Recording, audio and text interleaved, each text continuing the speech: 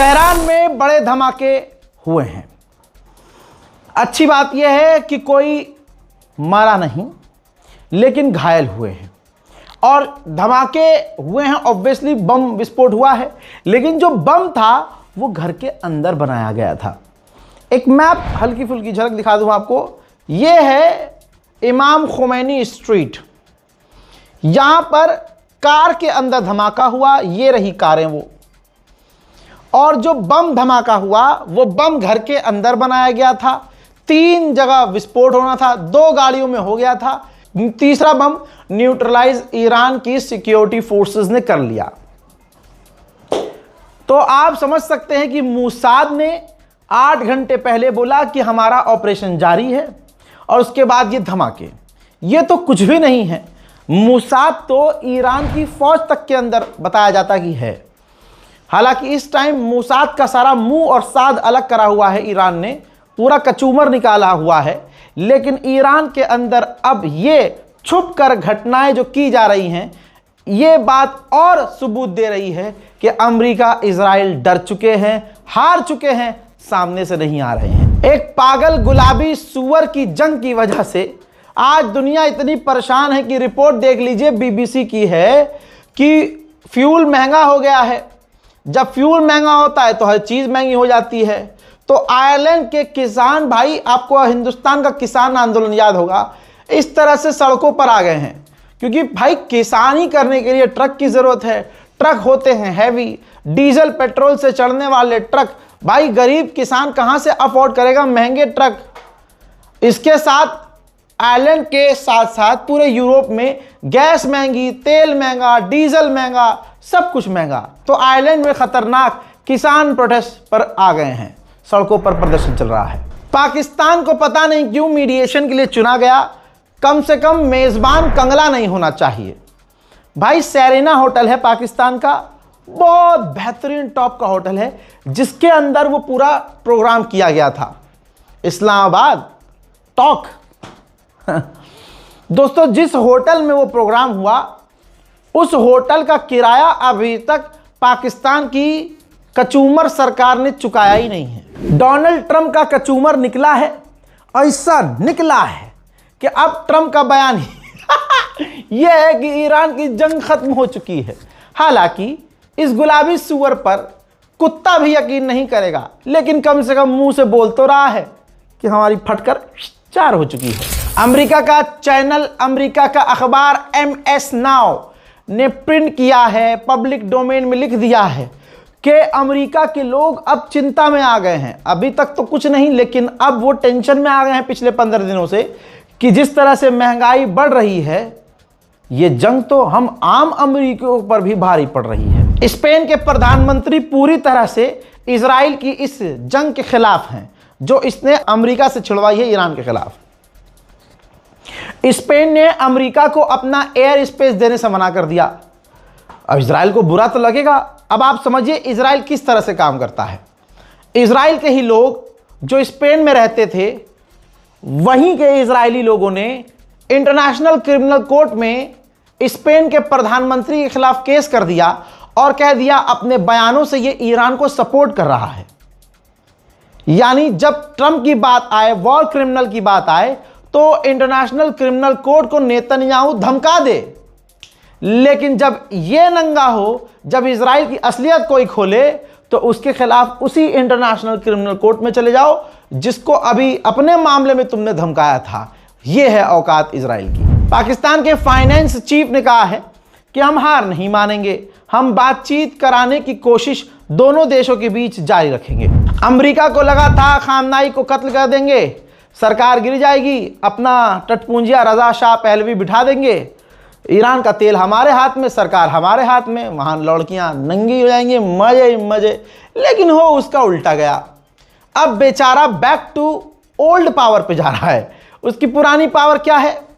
Tax लगा दूंगा, ban लगा दूंगा, पाबंदी लगा दूंगा, ब्लैक लिस्ट कर दूंगा। यही इसकी औकात है अमेरिका की।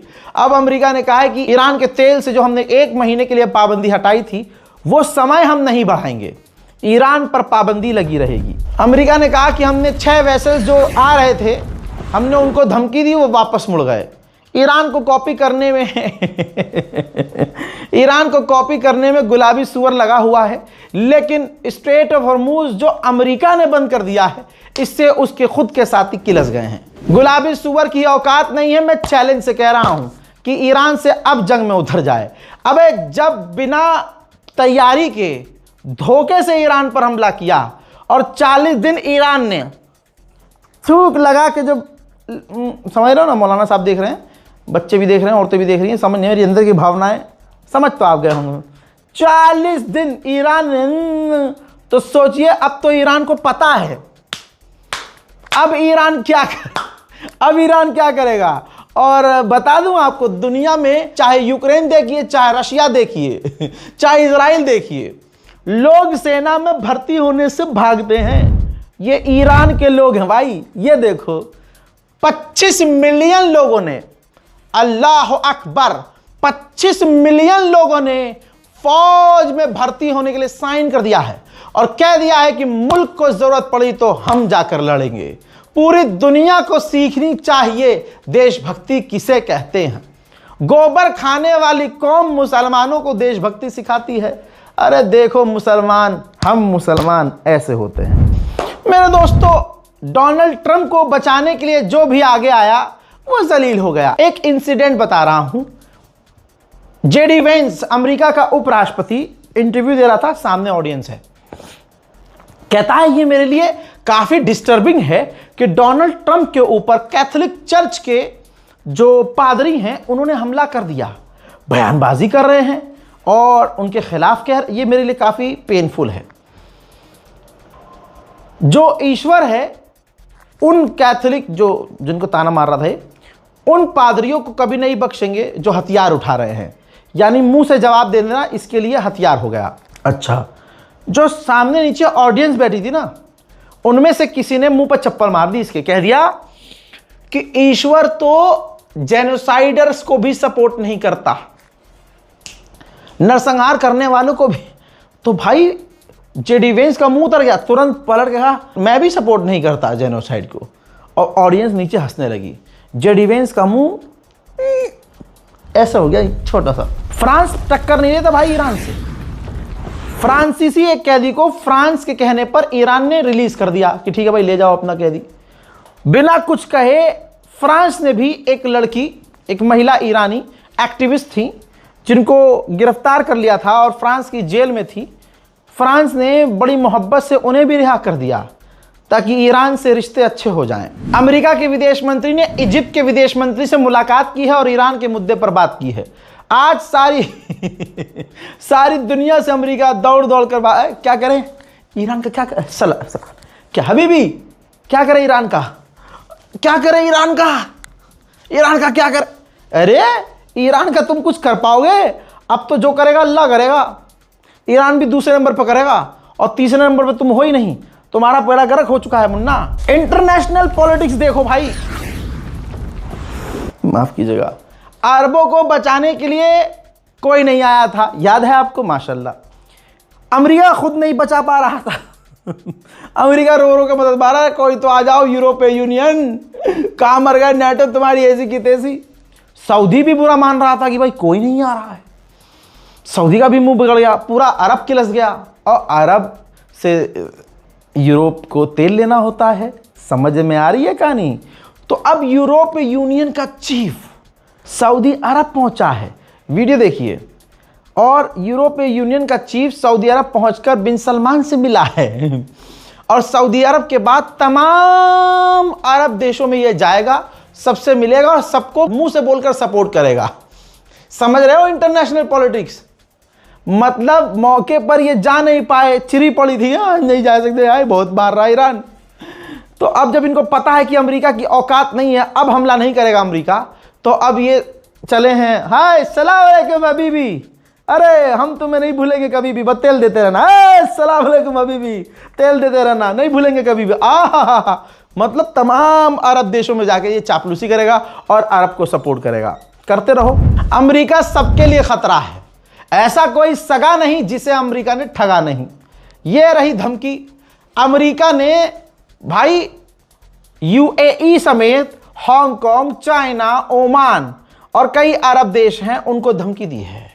कहा कि ईरान आपके बैंकों के जरिए ट्रांजैक्शन कर रहा है, बिजनेस कर रहा है, आप अपने बैंकों को रोको वरना बैन लगा देंगे, पाबंदी लगा देंगे। इजराइल का एम्बेसडर है अमेरिका में, उसने कहा कि लेबनान से बातचीत अच्छी रही है। लेबनान और इजराइल एक ही तरफ हैं, दोनों चाहते हैं कि लेबनान की ज़मीन को हिजबुल्लाह से आज़ाद कराया जाए। लेकिन कमाल की बात है कि बातचीत सब हो रही है, यह आके कह रहा है कि बात बहुत अच्छी हुई है, लेकिन इजराइल पीछे से लेबनान पर लगातार बमबारी करता गया है। इजराइल के सेटलर्स, इजराइल के लोग अरबों को पहचानते हैं बढ़िया से, ये जो आज बड़े बड़े नेता हैं। इसने कहा, इजराइल के सेटलर्स ने, कि अपने हाथों से हमें मस्जिद अल-अक्सा तोड़ने की ज़रूरत नहीं है, हम अरबों को इतना मजबूर करेंगे कि वो अपने हाथों से बैतुल मुक़द्दस तोड़ देंगे। मोहतरम हज़रात, पूरी रात लाइव अपडेट दिया है, जैसे जैसे खबर आती रही वैसे वैसे मैं आपको बताता रहा। अब एक ज़रूरी ऐलान है आपके लिए, बहुत ख़ास है दोस्तों। आज है 15 अप्रैल, जयपुर करबला मैदान में एक ऐतिहासिक प्रोग्राम है, ताज़ियती इजलास आम बराए इत्तेहादे उम्मत।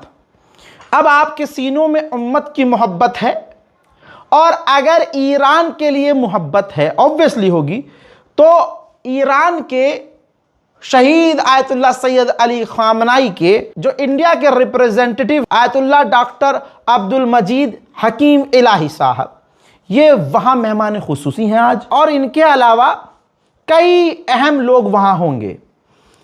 मेहरबानी करके आप लोग वहाँ पहुँचिएगा, क्योंकि हम ईरान तो नहीं जा सकते, लेकिन हम ये दिखा सकते हैं कि हमारा मुल्क, हमारा वतन, हमारे लोग और हम ईरान के साथ हैं। इतना तो कर सकते हैं। बड़ी बड़ी लल्लो चलाने से बेहतर ये है कुछ कर लिया जाए। कोई तलवार गोली बंदूक तो नहीं चलानी, सिर्फ करबला जाना है तो जयपुर वाले कम से कम पहुंचे। मैं नहीं आ पाऊंगा, मैं माजरत चाहता हूं, लेकिन इंशाल्लाह किसी न किसी प्रोग्राम में ज़रूर पहुंचूंगा।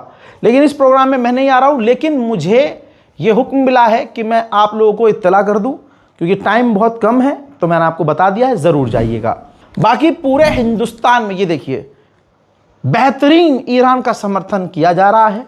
जलालपुर अंबेडकर नगर में एक बेहतरीन प्रोग्राम किया गया ईरान के सुप्रीम लीडर शहीद आयतुल्लाह सैयद अली खामनाई के लिए। आज जलालपुर अंबेडकर नगर के लोगों ने, उत्तर प्रदेश के लोगों ने यह दिखा दिया है कि हर तरह से वो अपने सुप्रीम लीडर के साथ हैं।